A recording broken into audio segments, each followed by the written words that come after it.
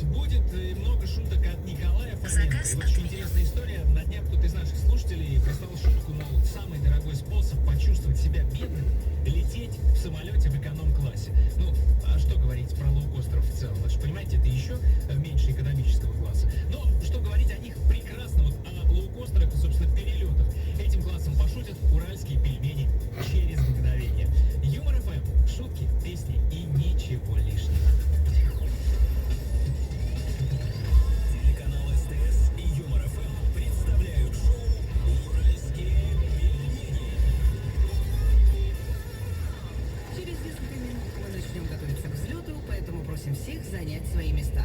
Дима, иди сюда, у меня свободно, не будет никого больше. Вместе полетим, давай.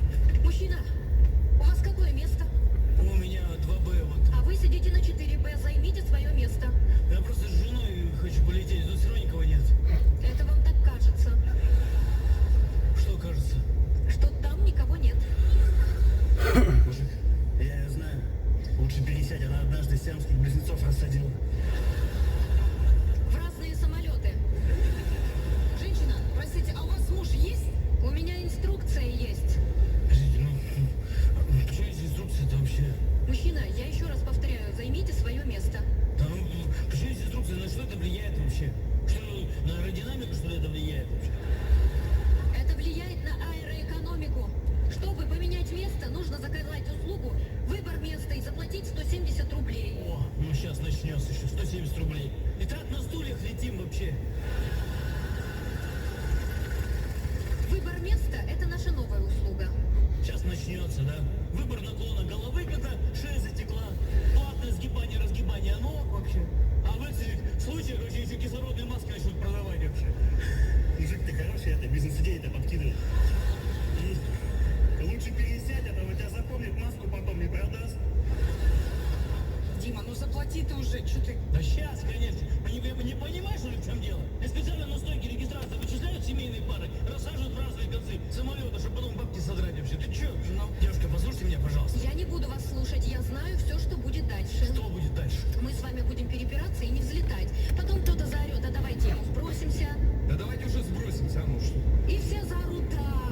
Да, пожалуйста, ребят. Но в результате никто не сбросится.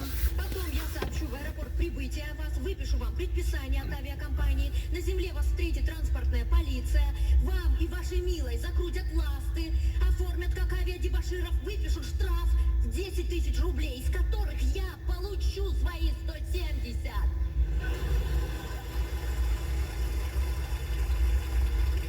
Потом вы обиженно повоняете в соцсетях недельку, и все об этом забудут, кроме вас. Вот такое вас ждет приключение. Ой, девушка, можно вас на минуту? Девушка, я специально полетел в вашей замечательной компании в надежде, что вы не посадите меня рядом с моей женой.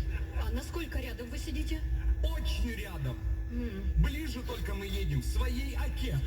Странно, у нас за стойками регистрации работают те, кто закончил ускоренный курс Геббельса. Может, у вас разные фамилии? Один.